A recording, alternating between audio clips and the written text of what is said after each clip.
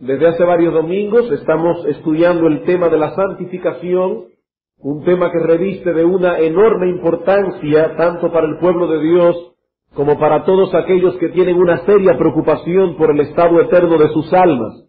La Biblia dice que sin santidad nadie verá al Señor. Por tanto, es imprescindible que todos nosotros podamos tener nociones claras en cuanto a la naturaleza de la santificación y los medios para obtener la santificación. Y a medida que hemos ido avanzando en estos estudios, hemos visto cómo Dios liberta al pecador del dominio del pecado en el momento de la conversión.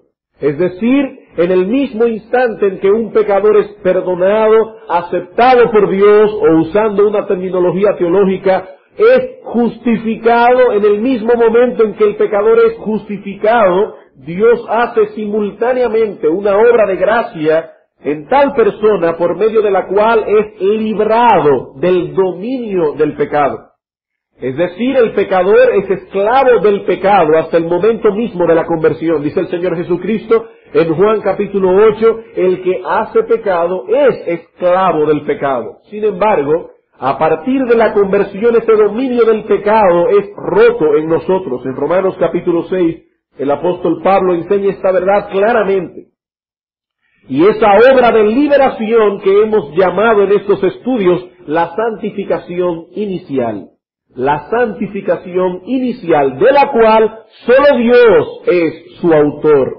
El creyente no tiene nada que hacer en la santificación inicial. Solo Dios es el autor de esa liberación inicial del dominio del pecado en nuestras vidas. En Romanos capítulo 6, versículos 17 y 18 dice Pablo: pero gracias a Dios, que aunque erais, noten el tiempo pasado del verbo, gracias a Dios que aunque erais esclavos del pecado, habéis obedecido de corazón a aquella forma de doctrina a la cual fuisteis entregado. Voz pasiva, el creyente no hace nada aquí.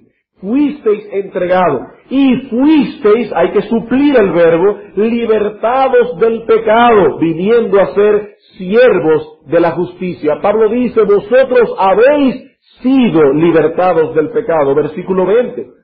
Porque cuando erais esclavos del pecado, erais libre acerca de la justicia. Versículo 22. Mas ahora que habéis sido libertados del pecado, tenéis por vuestro fruto la santificación y como fin la vida eterna. Todo creyente ha sido hecho partícipe de esta obra de gracia. Toda persona que ha sido justificada también ha sido santificada. El pecado ha sido destronado de nuestra vida y en su lugar Dios ha colocado un principio de santidad en nuestra alma que nos permite luchar eficazmente contra el pecado y también obedecer a Dios. Pero esa no es toda la historia. Eso no significa que ahora el creyente, como ha sido libertado del dominio del pecado, ya no tiene ningún problema con el pecado. No, hermanos, a pesar de que el pecado ha sido destronado, la Biblia enseña que todavía continúa causándonos problemas. Por ello, luego de la etapa inicial de santificación del creyente, éste debe continuar ahora en la santificación progresiva. ¿Y qué es la santificación progresiva? Es esta etapa que va a durar hasta que lleguemos al cielo, donde el creyente continúa luchando con la corrupción que aún permanece en él y continúa conformándose cada vez más a la imagen de nuestro Señor Jesucristo. Esa es la etapa progresiva de la santificación. Noten que el apóstol Pablo dice en el versículo 22 dos cosas. Mas ahora que habéis sido libertados del pecado y hechos siervos de la justicia, tenéis por vuestro fruto la santificación. En otras palabras, ya habéis sido libertados del pecado. Ya el dominio del pecado ha sido roto. ¿Qué debéis hacer ahora? Debéis tener como vuestro fruto la santificación. Habéis sido santificados y todavía continuáis siendo santificados. En Romanos 6:22 tenemos la santificación inicial y la santificación progresiva, ambas en un mismo texto. Y es precisamente en este punto que nos encontramos en este estudio de la santificación, es decir, en la santificación progresiva.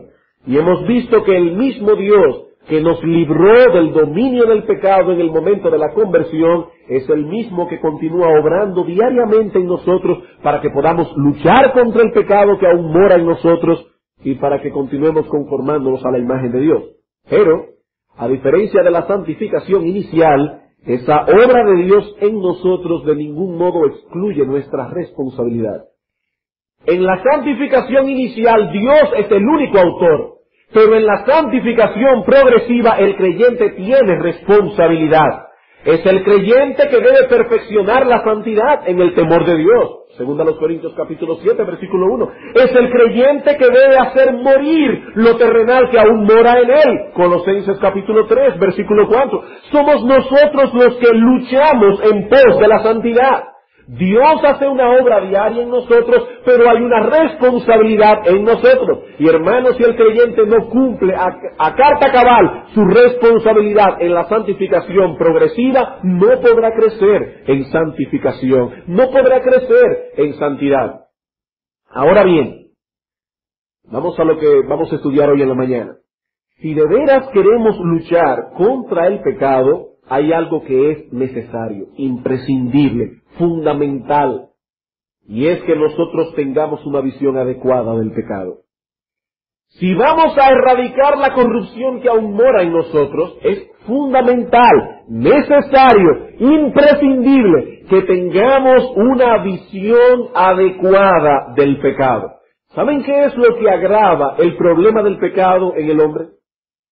¿Saben lo que lo agrava? Que el hombre natural no tiene una visión clara de lo que el pecado es. El hombre no regenerado no se inquieta por el pecado que aún mora en él.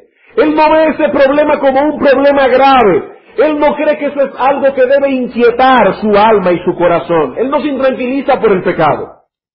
Él no ve el pecado en su justa dimensión. Tanto es así que el inconverso hasta le ha puesto grados al pecado. Ahora resulta que hay pecados que son veniales, hay pecados que son mortales.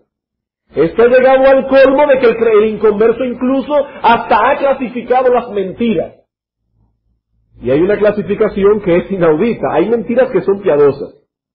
Es decir, mentiras, y la Biblia dice que el diablo es el autor de toda mentira, que son síntomas de piedad. Mentiras blancas. No, amigo, la Biblia dice que el pecado es pecado, y lo que vamos a intentar en esta mañana es presentar el pecado en toda su crudeza. Presentar el pecado en su justa dimensión. Porque si no vemos el pecado tal cual es, nosotros no vamos a luchar contra él. Es como que usted vaya a un médico y le diga, doctor, exactamente qué es lo que yo tengo. Y el médico le diga una palabra ahí en latín o en griego que usted no entienda mucho. Y usted dice, bueno, yo pensaba que era algo más malo, pero usted podría traducirme qué es lo que eso significa. Y el médico le dice, bueno, ese es el nombre técnico para la leucemia. Entonces usted se inquieta. Mientras usted no sabe qué es lo que tiene, y hay un nombre raro que usted no entiende, usted piensa que su problema no es tan grave hasta que el médico le dice, amigo, claramente, llanamente, usted sufre de cáncer en la sangre, usted tiene leucemia. Y entonces el individuo comienza a temblar. Yo lo que quiero entonces en esta mañana es que si usted está aquí sin Cristo, tiemble al oír lo que es el pecado que aún hay en usted y que no ha sido lavado por la sangre del Señor. Y si somos creyentes, que viendo el pecado en su justa dimensión, entonces luchemos a él con conciencia, con una verdadera conciencia. El tema que tocaremos hoy, basado en Romanos capítulo 7, versículos 9 y 13, los dos versículos, se titula precisamente la excesiva pecaminosidad del pecado. El título del sermón de hoy es la excesiva pecaminosidad del pecado. Y a la luz de este texto veremos tres cosas. Primero, que el hombre natural no contempla el pecado en su dimensión real. En segundo lugar, veremos cuál es la visión apropiada que debemos tener del pecado. Y finalmente, algunas recomendaciones finales acerca de cómo desarrollar hacia el pecado una sensibilidad que es necesaria para nuestra lucha en pos de la santidad. Vamos a leer entonces Romanos capítulo 7, versículo 9 y versículo 13. Dice el apóstol Pablo, hablando de su testimonio personal, y yo sin la ley vivía en un tiempo, pero venido el mandamiento, el pecado revivió y yo morí. Versículo 13. Luego, lo que es bueno vino a ser muerte para mí en ninguna manera, sino que el pecado, para mostrarse pecado, produjo en mí la muerte por medio de lo que es bueno, a fin de que por el mandamiento el pecado llegase a ser sobremanera pecaminoso. A fin de que por medio de la ley de Dios el pecado llegase a ser sobremanera pecaminoso. Y quiero reconocer antes de comenzar que vamos a usar ampliamente el material expuesto hace muchos años atrás en un sermón por el puritano predicador William Bridge, en un mensaje que él tituló La pecaminosidad del pecado. Y es increíble ver cómo este sermón, que fue predicado en el 1667, todavía tiene muchas cosas que decirnos a nosotros en este día. Vamos a ver entonces primeramente la falta de visión adecuada del hombre natural respecto al pecado. En ese texto que acabamos de leer, el apóstol Pablo narra su propia experiencia de conversión. Pablo, ustedes saben, era un fariseo antes de conocer a Cristo, y no cualquier fariseo. En Gálatas capítulo 1, el apóstol Pablo, dando su testimonio, dice: porque ya habéis oído acerca de mi conducta en otro tiempo en el judaísmo, que perseguía sobremanera a la iglesia de Dios y la asolaba, y en el judaísmo aventajaba. Él, siendo judío, fariseo, aventajaba a muchos de mis contemporáneos en mi nación, siendo mucho más celoso de las tradiciones de mis padres. Es decir, Pablo no solamente era fariseo, la secta judía más estricta de aquella época, sino que era un fariseo aventajado. Era un gran fariseo. Y en otro lugar nos dice en Filipenses capítulo 3, el texto que leyó nuestro hermano Paul esta mañana, que en lo que respecta a la conducta externa exigida por la ley, Pablo era considerado por sus correligionarios una persona irreprensible. En lo que respecta a la ley en su forma externa, dice Pablo, yo era irreprensible. Así que Pablo en aquel tiempo era el típico moralista y religioso, que pensaba que se iba a salvar por sus buenas obras.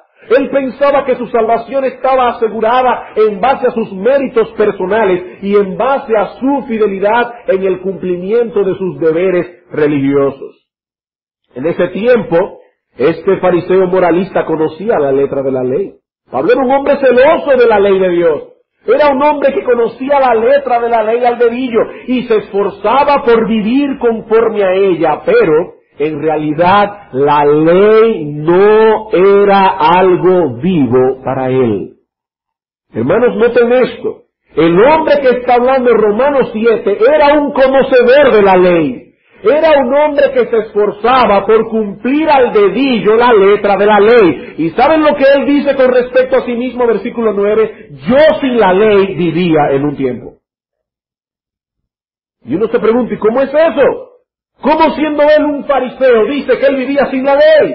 Lo que Pablo está diciendo, lo que él quiere decir cuando afirma que vivió sin ley, es que la ley era una letra muerta para él. La ley no afectaba su conciencia, él cumplía con todos los rituales externos, pero Pablo no había comprendido que la ley trata hasta con nuestras más profundas motivaciones. El Señor Jesucristo ilustra esto perfectamente en el Sermón del Monte. Por ejemplo, en Mateo capítulo 5, el Señor dice a los fariseos que están allí oyéndole: oísteis que os fue dicho, no matarás. Y ustedes piensan que ese mandamiento es cumplido cuando ustedes se abstienen de quitarle la vida a otra persona. Cristo dice, no, el alcance de ese mandamiento es mucho mayor. El que aborrece a su hermano ya es un homicida. El mandamiento de no matarás tiene un alcance mucho mayor. Ese mandamiento incluso incluye la preservación de tu vida. Si eres una persona que estás abusando de tu cuerpo, si eres una persona que estás abusando de tu cuerpo físico, estás violando el mandamiento de no matarás. Si eres una persona glotona, que comes hasta el punto de llegar a la obesidad y enfermarte, estás violando el mandamiento. La Biblia dice, no matarás, debes cuidar tu vida. No es tan simple como decir, dice ahí, no matarás, yo nunca he asesinado a nadie. El Señor dice en Mateo capítulo 5, no adulterarás.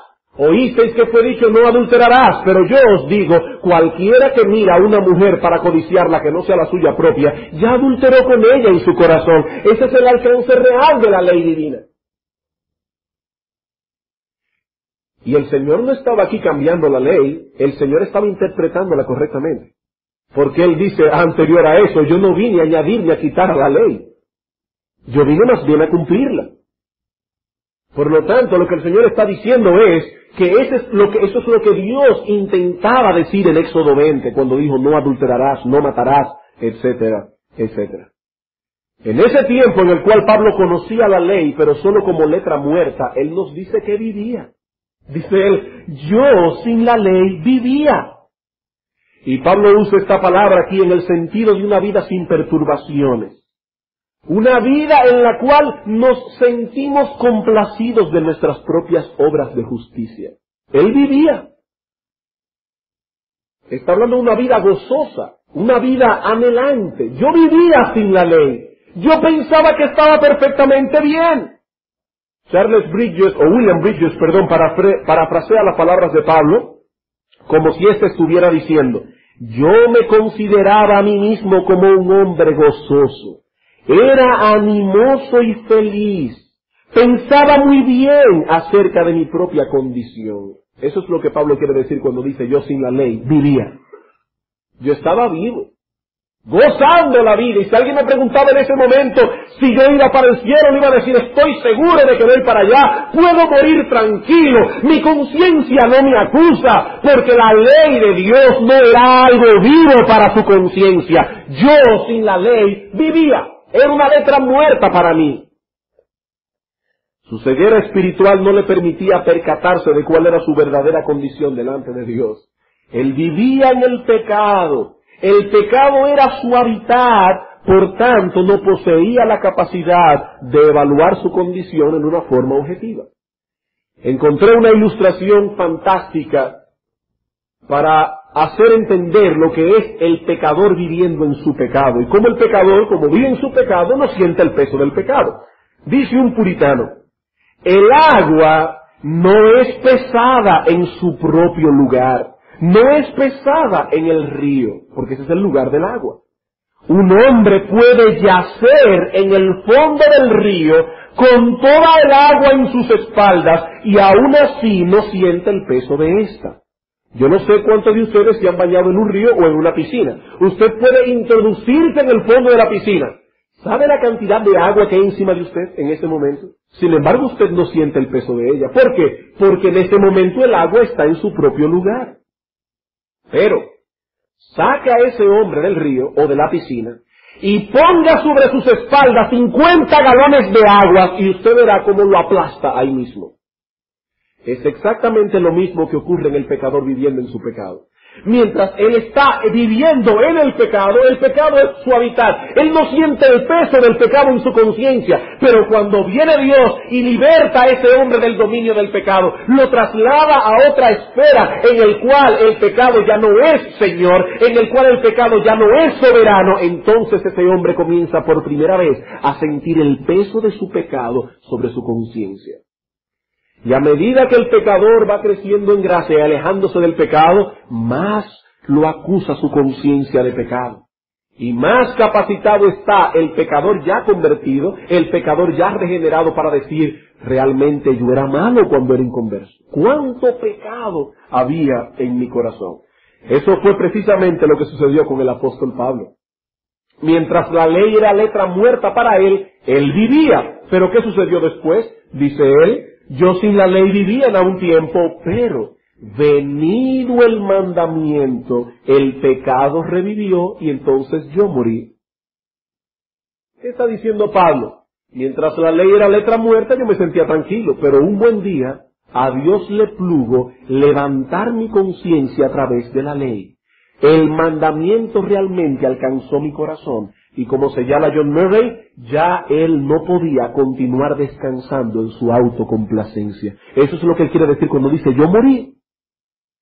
Yo estaba vivo, pero cuando la ley vino a mi mente en su verdadera dimensión, yo morí. ¿Cuándo ocurrió esto, hermano? Esto ocurrió cuando la ley de Dios vino a ser un instrumento vivo en las manos de Dios. Una cosa es conocer los mandamientos de la ley, como Pablo los conocía, y poder incluso hasta recitarlos de memoria, como seguramente Pablo podía recitarla en aquella época.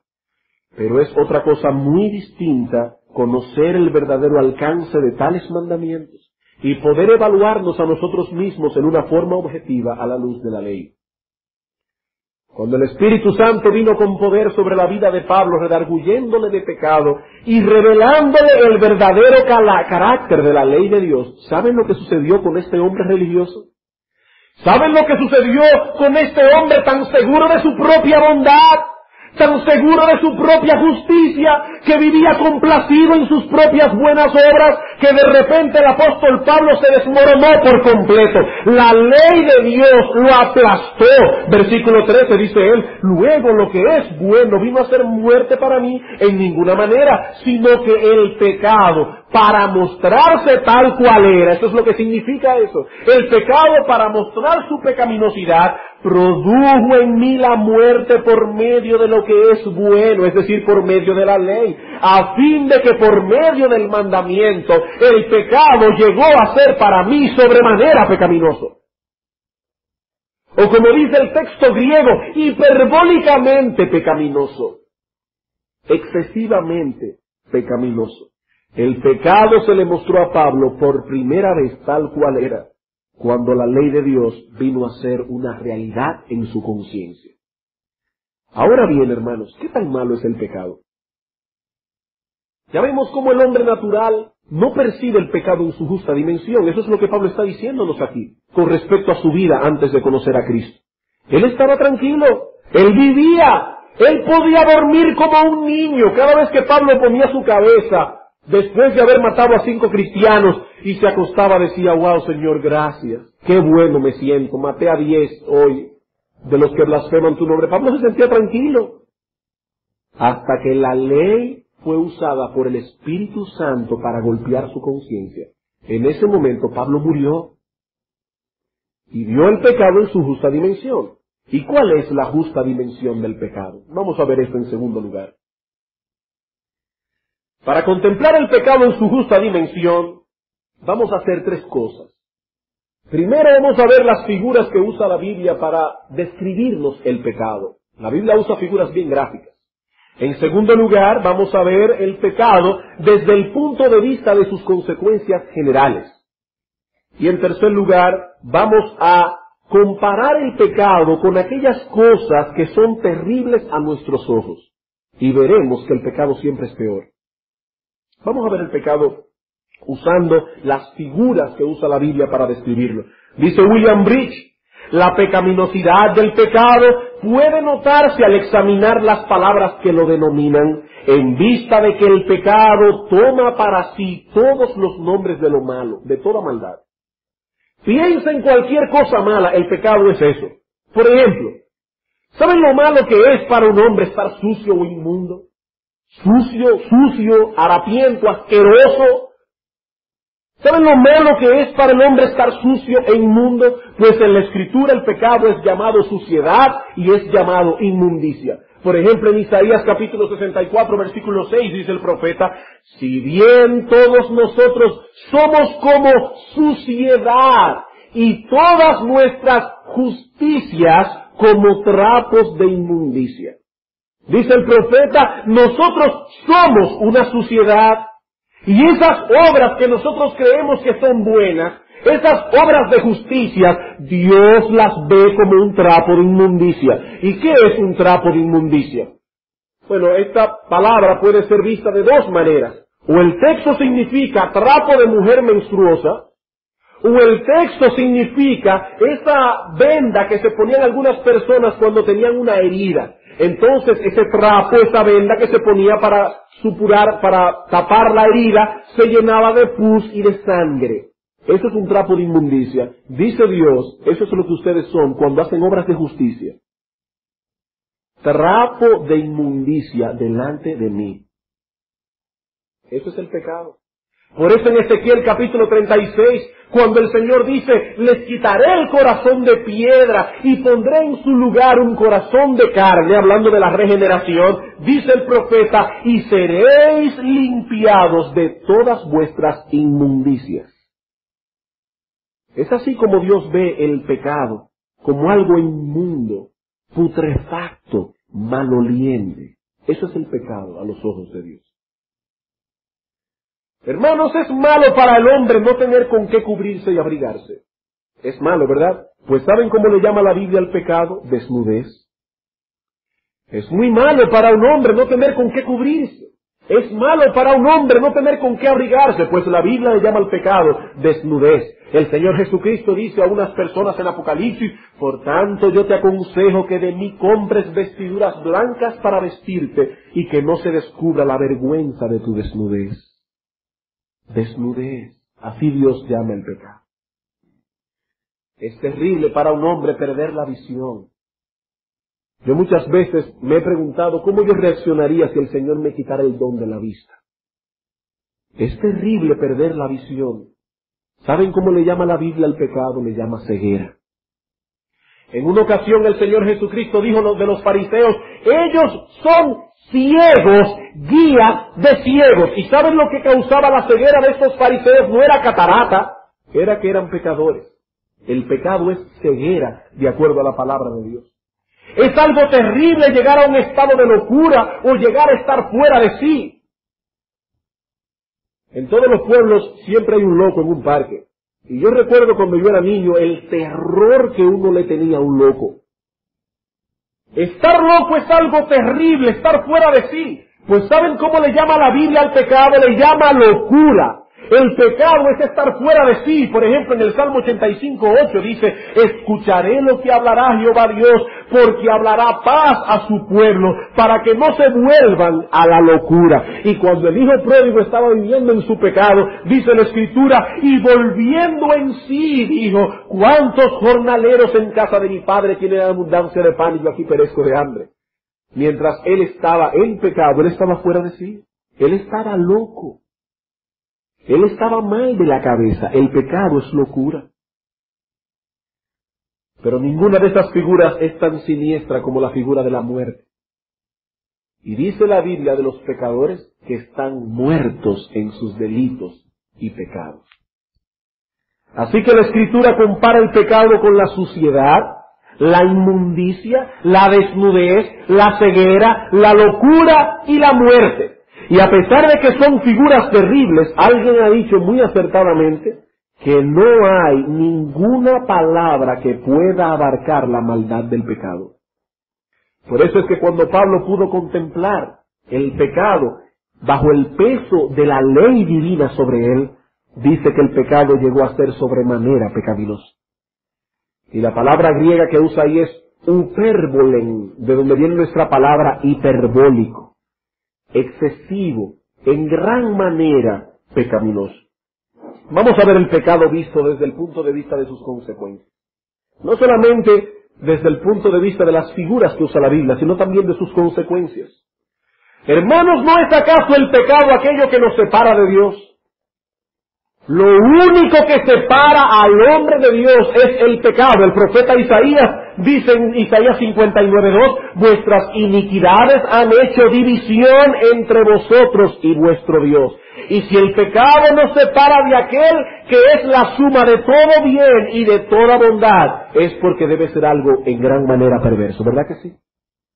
Es el pecado lo que nos separa de Dios. Y Dios es la suma de todo bien. Dios es la suma de toda bondad. Por lo tanto, si es el pecado lo que nos separa de aquel que es la suma de todo bien, el pecado tiene que ser en gran manera perverso.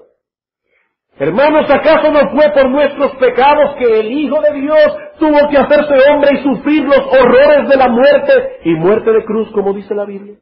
¿Acaso no fue por el pecado? Dice la Escritura en Romanos 4:25 que Cristo fue entregado por nuestras transgresiones. Y el profeta Isaías dice que Cristo fue molido por nuestros pecados. Fueron nuestros pecados los que llevaron al Santo Hijo de Dios a la más horrible de todas las muertes. Por ende, el pecado debe ser en gran manera malo y perverso. Como dice Agustín de Hipona, oh hombre, considera la grandeza del pecado a la luz del precio tan grande que se pagó por él.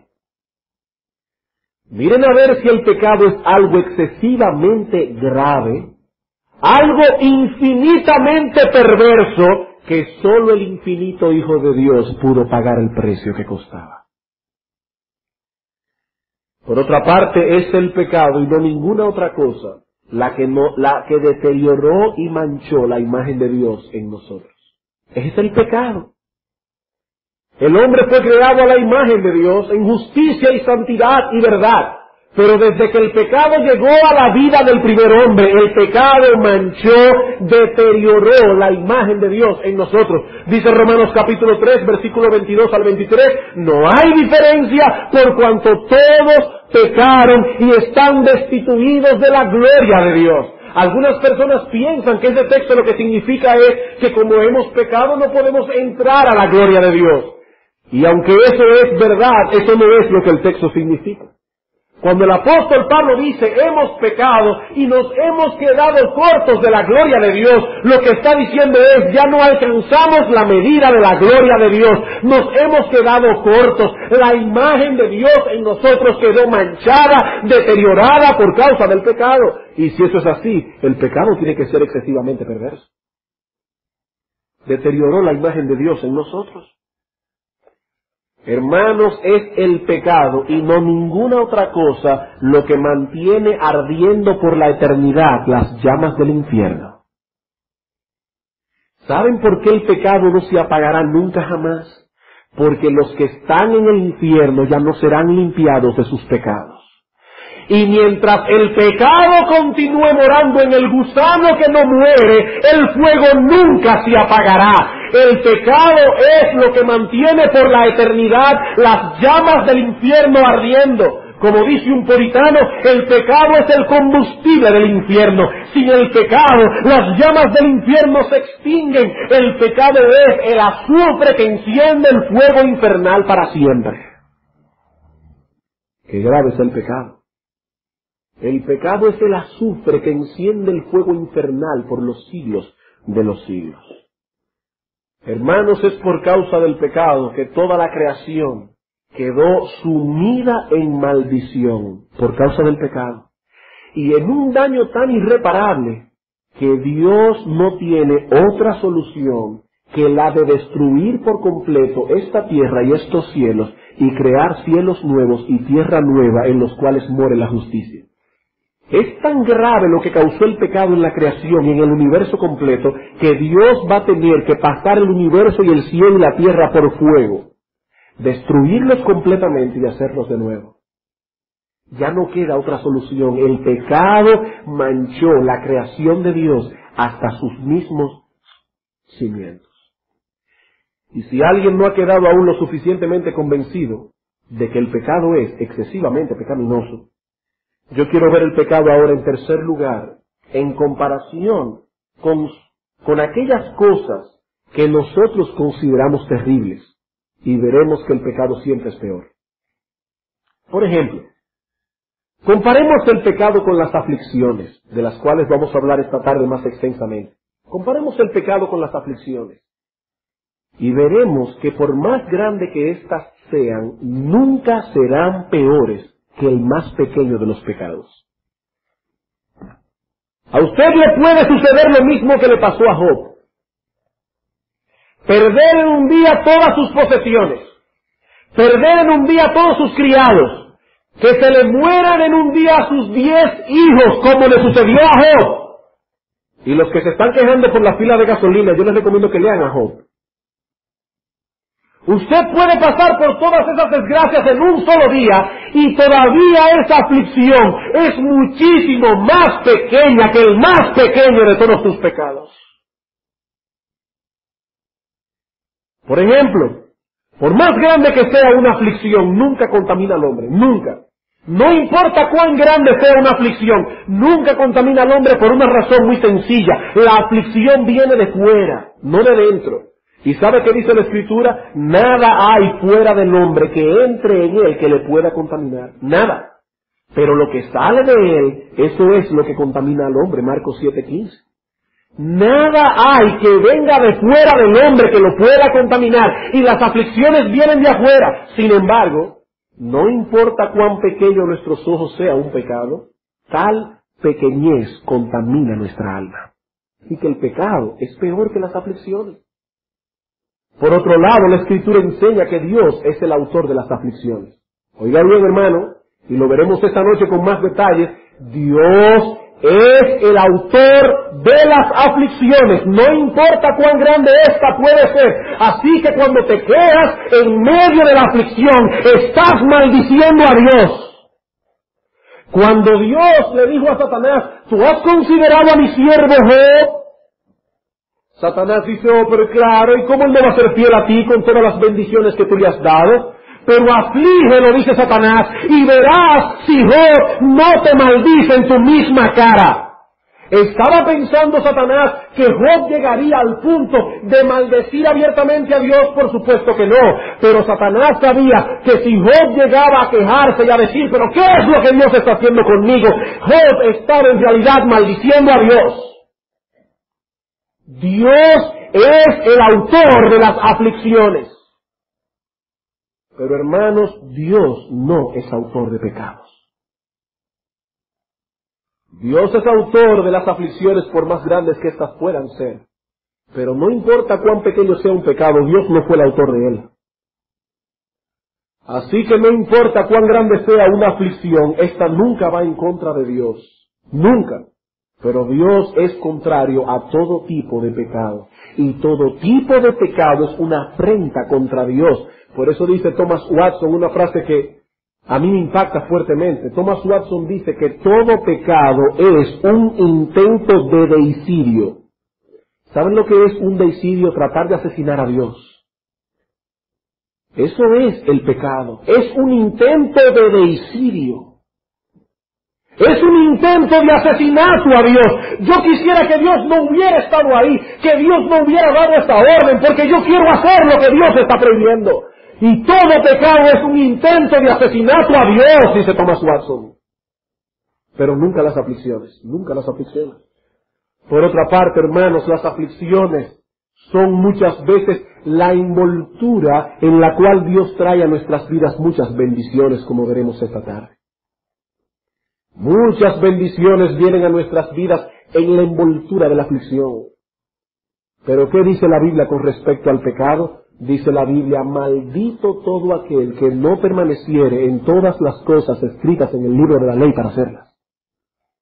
En la aflicción, bendición. En el pecado, maldición. Maldito todo aquel que no permaneciere en las cosas escritas en el libro de la ley para hacerlas. Así que el pecado, hermanos, siempre será peor que las aflicciones. Hermanos, quiera Dios darnos una visión apropiada de estas cosas, porque muchas veces tenemos más temor por las aflicciones que por el pecado. ¿No es cierto? ¿No es cierto que muchas veces le tenemos más miedo a las aflicciones que al pecado? ¿Sabe lo que dice el profeta Jeremías en Lamentaciones 3:39? ¿Por qué se lamenta el hombre viviente? ¿Por qué? Laméntese el hombre en su pecado. No te estés lamentando, hermano, porque no hay gasolina, porque no hay harina, porque no hay azúcar, porque no hay pan. Lamentate en el trono de Dios por la cantidad de veces que has sido infiel al Señor. ¿Por qué se lamenta el hombre viviente? Dice el profeta. Laméntese el hombre en su pecado. Hermano, tenle más miedo al pecado que a la aflicción. Porque el pecado viene preñado con maldiciones, pero muchas veces la aflicción viene llena de bendiciones para ti. Tenle más miedo al pecado que a la aflicción. Pero comparemos ahora el pecado con las dos cosas más terribles que puedan existir: el diablo y el infierno. Y veremos que el pecado es peor que eso. Hermanos, el pecado es peor que el diablo y el infierno. ¿Saben por qué? Porque al menos al diablo lo hizo Dios, y al infierno lo hizo Dios, pero el pecado es el primogénito de Satanás. El pecado es peor que el infierno mismo. El pecado es peor que Satanás, porque ambas cosas son criaturas de Dios, pero no el pecado. No el pecado, nunca. Con razón decía alguien que una mirada inconveniente, un pecadito como tan simple como una mirada que yo no debía haber hecho, pesa más que el mundo entero. Una mirada inconveniente pesa más que el mundo entero. Yo pienso que estas cosas son suficientes para darnos una idea de la excesiva pecaminosidad del pecado. Pero yo debo añadir algo más. ¿Ustedes ven lo que es el pecado? Pues en el caso del creyente, el pecado es peor. Esto fue simplemente el pecado en sentido general. En el caso nuestro, hermanos, nuestro pecado es peor. ¿Y saben por qué el pecado en el creyente es peor? En primer lugar, porque poseemos un conocimiento y una capacidad que el impío no posee. Así que pecamos desde una posición de mayor privilegio. Y el que peca desde una posición de mayor privilegio, su pecado es peor.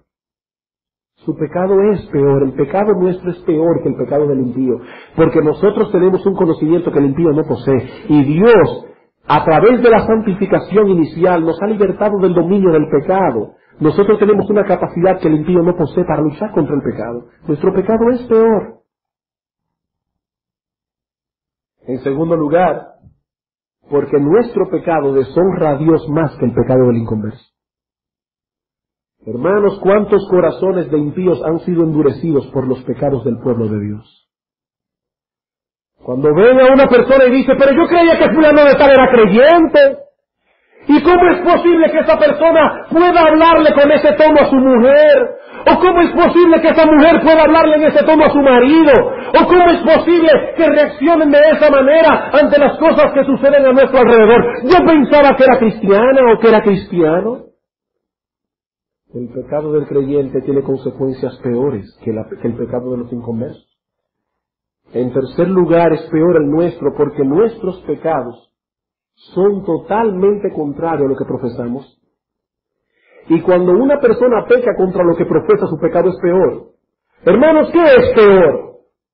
Encontrarnos a un civil que es injusto o a un juez que es injusto. ¿Qué es peor? Es peor el juez que es injusto. ¿Por qué? Porque el juez está ahí para administrar justicia. Él profesa justicia. Y si él profesa justicia y está allí para aplicar la justicia, su injusticia es peor, es mayor. Nosotros profesamos santidad. Por lo tanto, el pecado está en contra de nuestra profesión cristiana. Pero la razón que más me impacta a mí es esta que voy a dar ahora. El pecado nuestro es peor que el pecado del inconverso. ¿Saben por qué? Porque cuando el creyente peca, se está arrepintiendo de haberse arrepentido. Cuando el creyente comete pecado, en realidad se está arrepintiendo de haberse arrepentido. ¿Qué fue lo que tú hiciste cuando viniste delante del trono de Dios y le dijiste, Señor, perdona mis pecados? Le estabas diciendo, Señor, yo entiendo que he pecado contra ti, entiendo que he hecho mal. Y si has hecho mal, ¿por qué volviste otra vez allí? Cuando vuelves allí, lo que está diciendo es, ¿para qué me fui del mundo? ¿Para qué me volví atrás? ¿Para qué me arrepentí de mis pecados? En otras palabras, hermano, te estás arrepintiendo de haberte arrepentido. Tu pecado es peor, 1000 veces peor. Eso es lo que me da seguridad a mí de que la salvación no se puede perder. Porque si la salvación se perdiera por el pecado de los hijos de Dios, en el infierno habría un lugar exclusivamente reservado para los cristianos que se van al infierno. Porque nosotros pecaríamos peor que el impío. Gracias al Señor que nuestros pecados fueron perdonados y arrojados en el fondo del mar. Bien, hermanos, como ustedes pueden ver, el pecado es algo serio. ¿Cómo yo puedo desarrollar sensibilidad hacia el pecado? ¿Cómo? Antes de terminar, quisiera dar algunas observaciones finales para desarrollar sensibilidad a la pecaminosidad del pecado. En primer lugar, asegúrate de meditar a menudo en la cruz de Cristo. Asegúrate de meditar a menudo en la cruz de Cristo. Solo podremos tener una idea clara de la pecaminosidad del pecado cuando la veamos a la luz de la crucifixión. Es la única forma en que podemos ver el pecado en su justa dimensión. No veas el pecado desde el punto de vista de lo mal que te sientes cuando pecas. No, eso no es suficiente, no. Hermano, contempla a Cristo colgado de un madero, recibiendo en su cuerpo toda la ira de Dios, que merecía tu pecado y el mío, y entonces entenderás lo grave que es el pecado. Contempla a menudo a Cristo crucificado en la cruz. Segundo, esfuérzate por caminar lo más cerca que puedas de Dios. En segundo lugar, esfuérzate por caminar lo más cerca que puedas de Dios. Los que usamos lentes, a menudo tenemos que limpiarlos. Y cuando uno va a limpiar un lente, uno no puede hacerlo así porque no va a ver mucho. Uno tiene que ponerlo a trasluz de un foco fuerte. Entonces uno ve todas las imperfecciones. Hermanos, lo mismo ocurre cuando caminamos cerca de Dios. Cuando leemos esos diarios escritos por los grandes hombres de Dios, uno ve allí la conciencia que ellos tenían de su propia perversidad. Nada más léanse el diario de David Brainerd y quedarán convencidos de ello. ¿Y por qué esa gente tenía una conciencia tan grande de su propia pecaminosidad? Porque eran gente que caminaban cerca de Dios. Y como caminaban cerca de Dios, la luz que emana de Dios les hacía ver su corazón exactamente como era. Ese es el proceso descrito por el apóstol Juan en su primera carta, en primera de Juan, capítulo 1.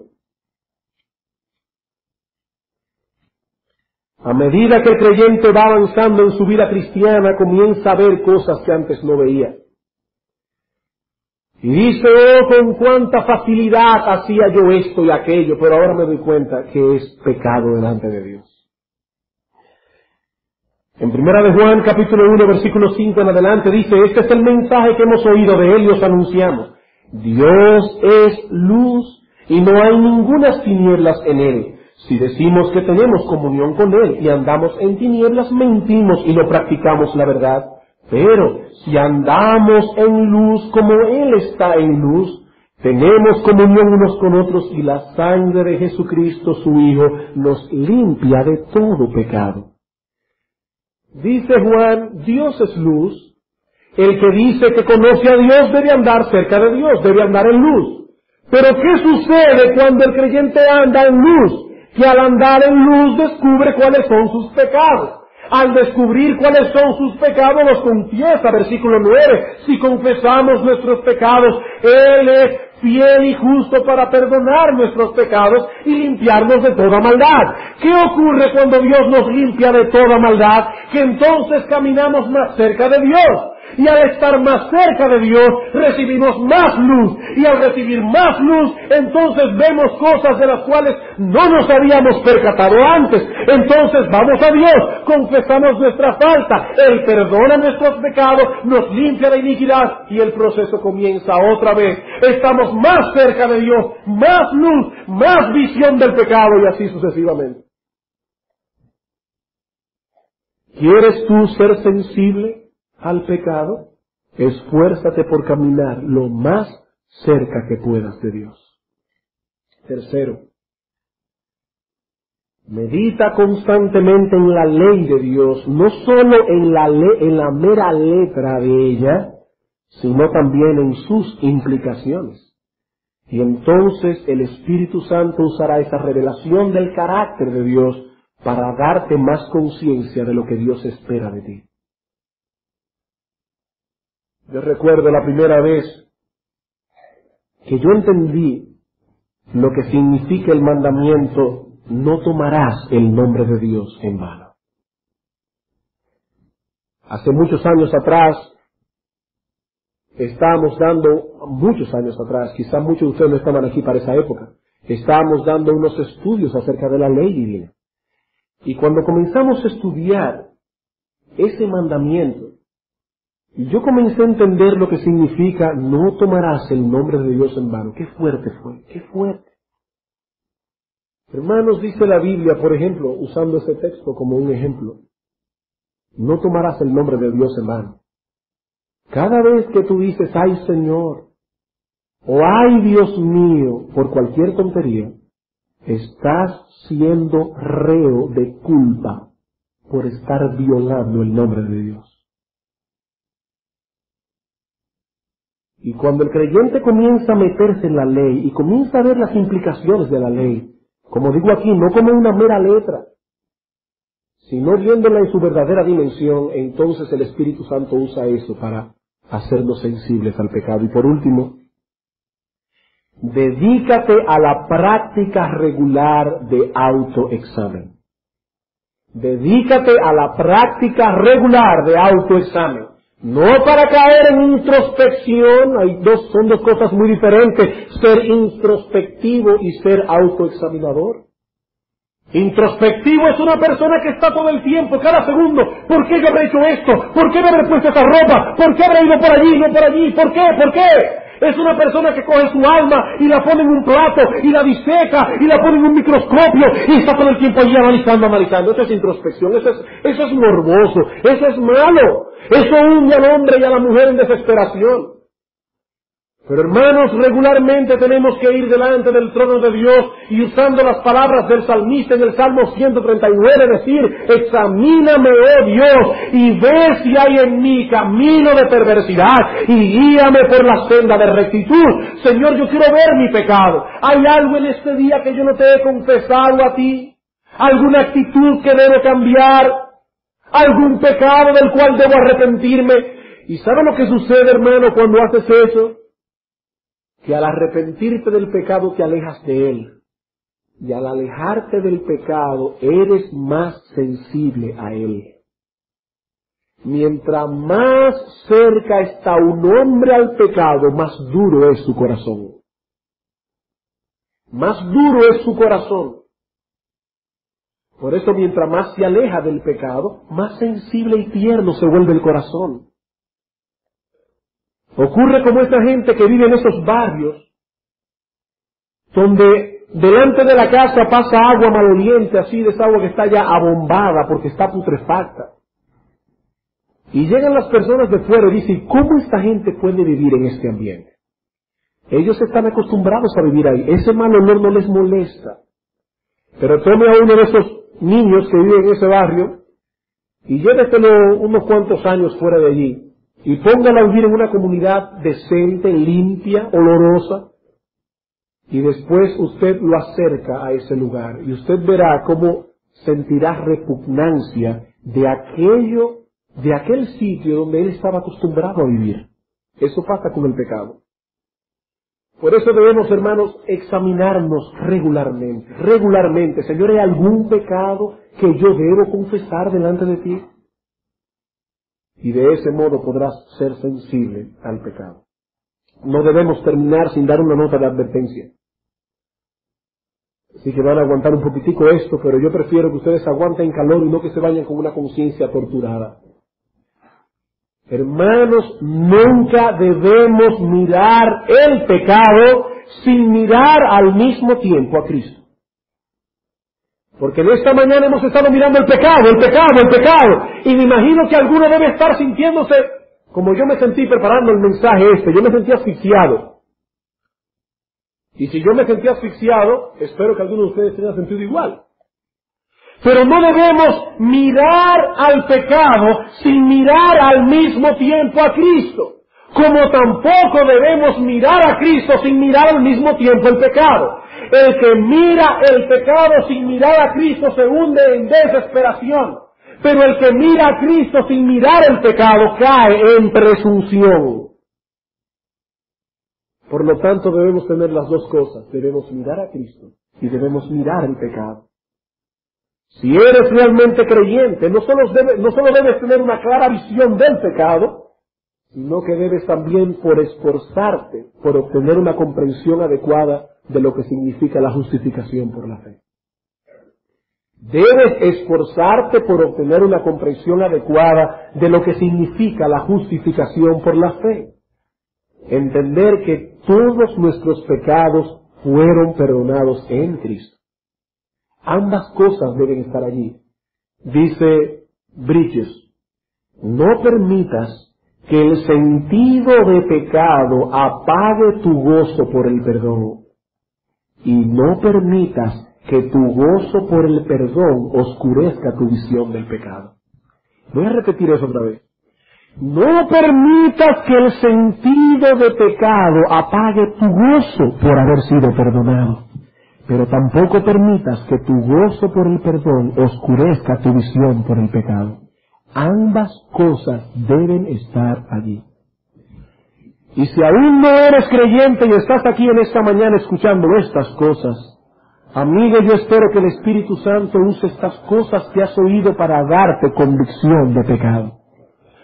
El primer paso para convertirse a Cristo es sentirse redarguido de pecado. Dice el Señor, enviaré el Espíritu Santo, el cual convencerá al mundo de pecado, de justicia y de juicio.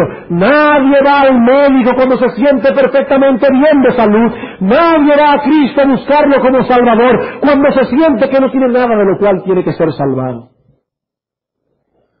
Así que, amigo, yo espero que el Espíritu Santo haya usado estas palabras para redarguirte de pecado, para darte convicción de lo grande que es ese pecado que cometes diariamente con tanta ligereza, esas cositas malas, esas pequeñas mentiritas que dices a diario, y aquellos pecados que tú sabes que son graves a los ojos de Dios. Espero que el Señor te haya dado en esta mañana una visión clara de lo que es la iniquidad del pecado a los ojos del Señor. Y si ha sido así, solamente te tengo una buena noticia.